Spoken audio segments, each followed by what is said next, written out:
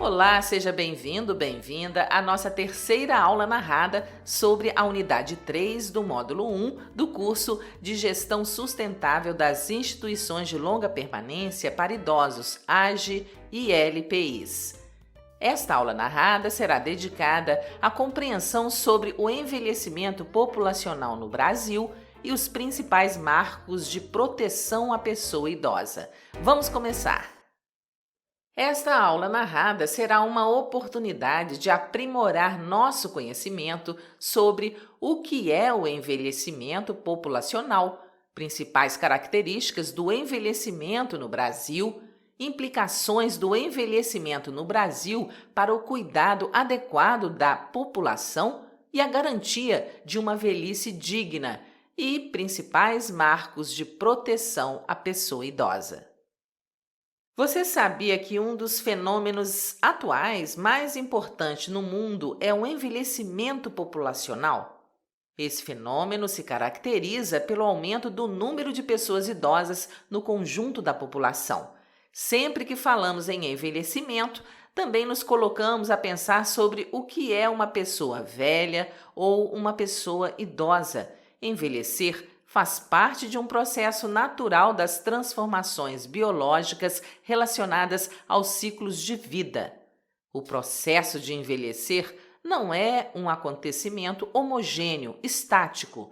Cada indivíduo envelhece conforme suas características biológicas, mas também conforme as oportunidades ou a falta delas ao longo da vida. Os profissionais que atuam na atenção à pessoa idosa devem ter isso em mente.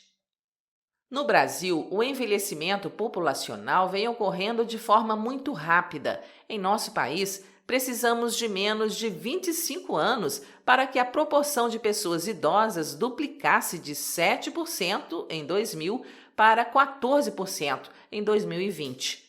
Em outros países, como França e Estados Unidos, essa mudança levou em torno de 70 a 100 anos. O envelhecimento da população brasileira é uma conquista, não há dúvidas de que temos de comemorar, pois é resultado de avanços tecnológicos na área da saúde e no acesso a serviços como saúde, educação e saneamento básico. Por outro lado, sabemos que não há conquista sem desafios, não é mesmo? Assim, temos a necessidade de adaptação mais rápida a essa realidade de envelhecimento acelerado e ao atendimento de necessidades que incluem saúde e cuidados, trabalho, moradia, transporte, proteção social, entre outras. Já que falamos em cuidados, como o envelhecimento da nossa população influencia nas necessidades de cuidado? Além da rapidez com que vem ocorrendo, outras características do envelhecimento no Brasil precisam ser conhecidas. Em nosso país, a própria população idosa tem envelhecido, ou seja, tem ocorrido o crescimento mais acentuado da população de 80 anos e mais. O envelhecimento no Brasil ocorre em um contexto de mudanças nos arranjos das famílias e no papel social da mulher.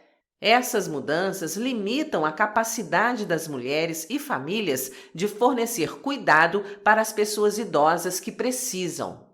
A terceira característica é a baixa fecundidade da população, que significa menor número de filhos por mulher e redução dos tamanhos das famílias. Essas características resultam no aumento da população que necessita de cuidados prolongados e numa diminuição da oferta de cuidadores familiares. Essa realidade nos leva a pensar sobre as dificuldades para que o cuidado das pessoas idosas seja mantido no seio da família, a importância do Estado na formulação e implementação de políticas de cuidado. Essa realidade também deve despertar a nossa atenção para a importância das instituições de longa permanência para idosos como recursos valiosos no conjunto das ações de proteção e garantia dos direitos das pessoas idosas para que vivam com dignidade, saúde e qualidade de vida. E por falar em garantia de direitos, vamos conhecer um pouco dessa história para a população idosa? Os direitos das pessoas idosas se inserem no contexto dos direitos humanos, cujo importante marco voltado para sua promoção, proteção e defesa se deu com a Declaração Universal dos Direitos Humanos, proclamada em 10 de dezembro de 1948. No cenário internacional, os principais marcos para o estabelecimento de uma agenda internacional de políticas públicas para a população idosa são: Plano Internacional sobre Envelhecimento, também conhecido como Plano de Viena. Seu intuito era sensibilizar governos e sociedade sobre a importância da formulação e implantação de políticas públicas voltadas para as pessoas idosas. Plano de Madrid, que recomenda a adoção de medidas com foco em idosos e desenvolvimento, promoção da saúde e bem-estar na velhice e criação de ambientes propícios à vida das pessoas idosas. Marco do Envelhecimento Ativo, de 2002, que recomenda que governo, organizações e a sociedade civil implementem políticas e programas que melhorem a saúde, a participação e a segurança da pessoa idosa. Convenção Interamericana sobre a Proteção dos Direitos Humanos das Pessoas Idosas, que objetivou reconhecer que todos os direitos humanos e as liberdades fundamentais existentes se apliquem às pessoas idosas e que elas devem gozar plenamente deles em igualdade de condições com os demais. Década para um Envelhecimento Saudável, de 2020, que encorajou os governos, organizações, sociedade civil, setor privado, academia e mídia a se articularem e se comprometerem com a melhoria da vida das pessoas idosas, suas famílias e as comunidades onde vivem. E quanto aos marcos nacionais de proteção à pessoa idosa? Constituição de 1988, a qual prevê como um dos objetivos fundamentais da República promoção do bem-estar de todos os indivíduos sem nenhuma forma de discriminação.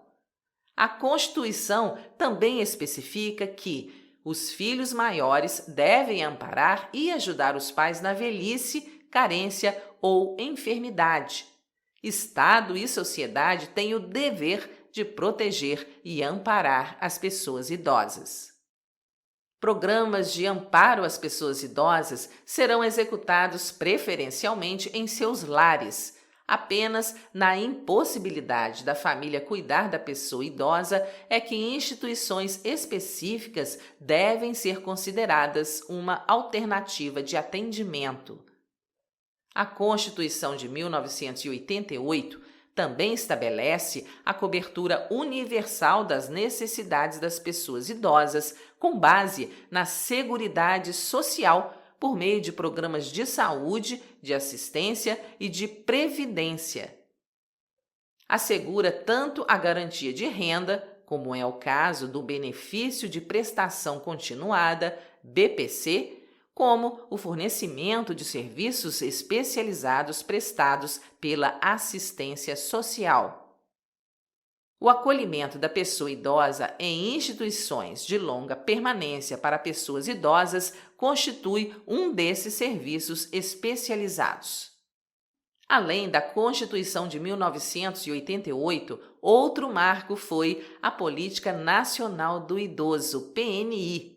A PNI, sancionada em 1994, buscou tratar a pessoa idosa não apenas como um sujeito de direitos, mas enfatiza a importância de sua autonomia, integração e participação efetiva como instrumento de cidadania. Além disso, a PNI estabelece que o processo de envelhecimento é de responsabilidade de todos, família, sociedade e Estado, e que esses mesmos atores devem assegurar ao idoso todos os direitos da cidadania, incluindo o combate à discriminação. Dentre as 9 diretrizes estabelecidas na PNI, destacam-se viabilização de formas alternativas de participação, ocupação e convívio do idoso, que proporcionem sua integração às demais gerações.